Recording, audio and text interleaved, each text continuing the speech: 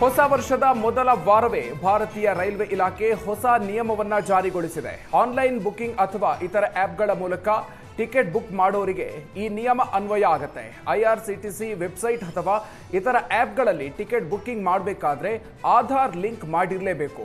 ಒಂದು ವೇಳೆ ಲಿಂಕ್ ಮಾಡದಿದ್ರೆ ಟಿಕೆಟ್ ಬುಕ್ ಮಾಡೋದಕ್ಕೆ ಸಾಧ್ಯ ಇಲ್ಲ. ಜೊತೆಗೆ ಐಆರ್ಸಿಟಿಸಿ ಬಳಕೆದಾರರಿಗೆ ಟಿಕೆಟ್ ಕಾಯ್ದಿರಿಸುವ ಅವಧಿಯನ್ನು ವಿಸ್ತರಿಸಲಾಗಿದೆ. ಇನ್ನು ಈ ನಿಯಮ ರೈಲ್ವೆ ಕೌಂಟರ್ಗಳಲ್ಲಿ ಬುಕ್ ಮಾಡಿದ ಟಿಕೆಟ್ಗಳಿಗೆ ಅನ್ವಯ ಆಗೋದಿಲ್ಲ ಅಂತ ಹೇಳಲಾಗಿದೆ. ಈ ಹೊಸ ನಿಯಮದ ಪ್ರಕಾರ ಬೆಳಿಗ್ಗೆ 8ರಿಂದ ಸಂಜೆ 4 ಗಂಟೆಯವರೆಗೆ ಕಾಯ್ದಿರಿಸಿದ ಟಿಕೆಟ್ಗಳನ್ನು ಬುಕ್ ಮಾಡಬಹುದಾಗಿದ್ದು ಹಿಂದಿನ ಸಮಯಕ್ಕಿಂತ ಹೆಚ್ಚಿನ ಸಮಯಾವಕಾಶ ಕಲ್ಪಿಸಿದೆ.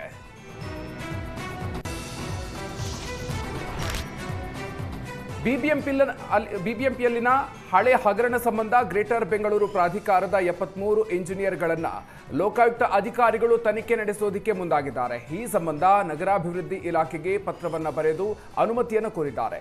ವಿವಿಧ ವಿಭಾಗಗಳಲ್ಲಿ ಜಾರಿಗೆ ಬಂದ ಯೋಜನೆಗಳಲ್ಲಿ ಅಧಿಕಾರಿಗಳ ಕರ್ತವ್ಯ ಲೋಪದ ಬಗ್ಗೆ ತನಿಖೆಗೆ ಪೂರ್ವಾನುಮತಿ ಕೋರಿ ಅಖಾಡಕ್ಕೆ ಇಳಿದಿದ್ದಾರೆ. ನೂರಾರು ಕೋಟಿಯ ಯೋಜನೆಗಳಲ್ಲಿ ಅಕ್ರಮ ಎಸಗಿರುವ ಆರೋಪದ ಹಿನ್ನೆಲೆ ಯಾವೆಲ್ಲ ಕಾಮಗಾರಿಯಲ್ಲಿ ಅಕ್ರಮ ಆಗಿದೆ ಅಂತ ಮಾಹಿತಿ ಕಲೆ ಹಾಕ್ತಿದ್ದಾರೆ. ಒಂಟಿ ಮನೆ ನಿರ್ಮಾಣ ಕಾಮಗಾರಿಗೆ ಸಂಬಂಧಪಟ್ಟಂತೆ ಬಿಬಿಎಂಪಿ ಜಾಗವನ್ನು ಖಾಸಗಿ ವ್ಯಕ್ತಿಗಳಿಗೆ ಹಸ್ತಾಂತರಿಸಲಾಗಿತ್ತು. ಜೊತೆಗೆ ರಸ್ತೆ ಕಾಮಗಾರಿ, ಟಿಡಿಆರ್ ಹಂಚಿಕೆ, ರಾಜಕಾಲುವೆ ನಿರ್ಮಾಣ ಸೇರಿ ಹಲವು ಅಕ್ರಮಗಳಲ್ಲಿ ಭಾಗಿಯಾದ ಅಧಿಕಾರಿಗಳಿಗೆ ಈಗ ನಡುಕ ಶುರುವಾಗಿದೆ.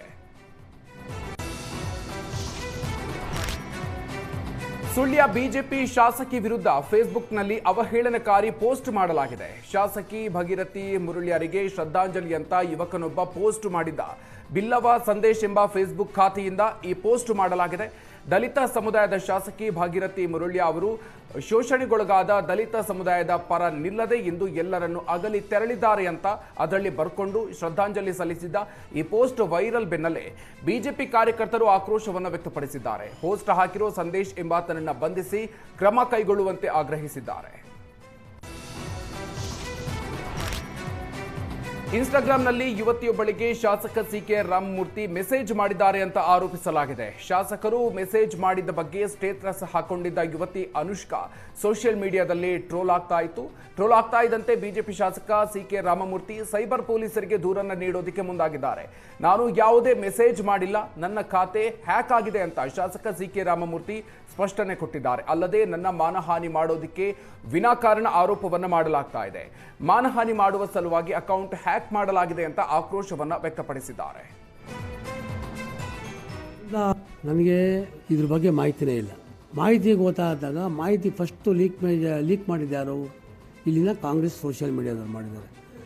ಸೊ ಆ ಹುಡುಗಿ ಏನಾರೋ ನನ್ನ ಮೇಲೆ ಕಂಪ್ಲೇಂಟ್ ಕೊಟ್ಟು ಮಿಸ್ಬಿಹೇವ್ ಮಾಡಿದಾರೋ ಇಲ್ಲ ಬೇರೆ ಬೇರೆ ಥರ ಅಶ್ಲೀಲವಾಗಿ ಕಳಿಸಿದ್ದಾರೆ ಅಂತಂದರೆ ರೈಟ್.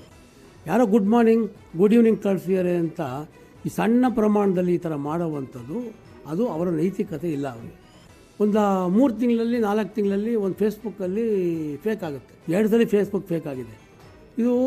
ಇದಾದಾಗ ನನಗೂ ಬೇಜಾರಾಗಿ ನನಗೆ ಅದನ್ನ ಬ್ಯಾನ್ ಮಾಡಿದ ಇದು ಮಾಡ್ತೀನಿ ನೋಡಿ. ಇಲ್ಲಿ ಒಂದರಲ್ಲಿ ಸಿ ಕೆ ರಾಮಮೂರ್ತಿ ಒಂದು ಫೇಕ್ ಈ ಫೇಸ್ಬುಕ್, ಇದಾದಮೇಲೆ ದುಡ್ಡು ಕಳಿಸಿ ಅಂತ ಒಂದು ಫೇಕು, ಇದಾದಮೇಲೆ ಮೊನ್ನೆ ಬಂದಿದೆ ಇನ್ಸ್ಟಾಗ್ರಾಮು, ಇನ್ನೊಂದು ಇನ್ಸ್ಟಾಗ್ರಾಮ್ ಕ್ರಿಯೇಟ್ ಆಗಿದೆ ನನ್ನ ಹೆಸರಲ್ಲಿ.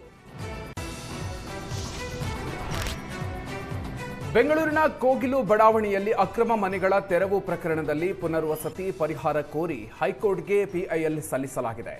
ಜೈಬಾ ತಬಸ್ಸುಮ್ ಮತ್ತಿತರರು ಸಲ್ಲಿಸಿದ ಪಿಐಎಲ್ ಇಂದು ಹೈಕೋರ್ಟ್ನಲ್ಲಿ ವಿಚಾರಣೆಗೆ ಬಂತು. ವಸೀಂ ಫಕೀರ್ ಕಾಲೋನಿಗಳ ತೆರವಿನಿಂದ ಹಲವರಿಗೆ ಮನೆ ಇಲ್ಲದಂತಾಗಿದೆ. 28 ವರ್ಷಗಳಿಂದ ಕೋಗಿಲು ಲೇಔಟ್ನಲ್ಲಿ 3,000 ಜನ ವಾಸಿಸ್ತಾ ಇದ್ದಾರೆ ಅಂತ ಅರ್ಜಿದಾರರ ಪರ ವಕೀಲರು ವಾದವನ್ನು ಮಂಡಿಸಿದ್ದಾರೆ. ಇದಕ್ಕೆ ಅಡ್ವೊಕೇಟ್ ಜನರಲ್ ಶಶಿಕಿರಣ್ ಶೆಟ್ಟಿ ಆಕ್ಷೇಪವನ್ನು ವ್ಯಕ್ತಪಡಿಸಿದ್ರು.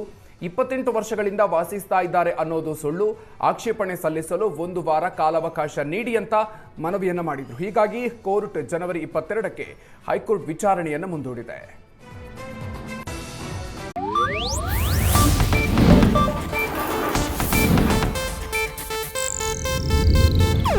ಇದು ಏಷ್ಯಾನೆಟ್ ನ್ಯೂಸ್ ನೆಟ್ವರ್ಕ್ ಪ್ರಸ್ತುತಿ.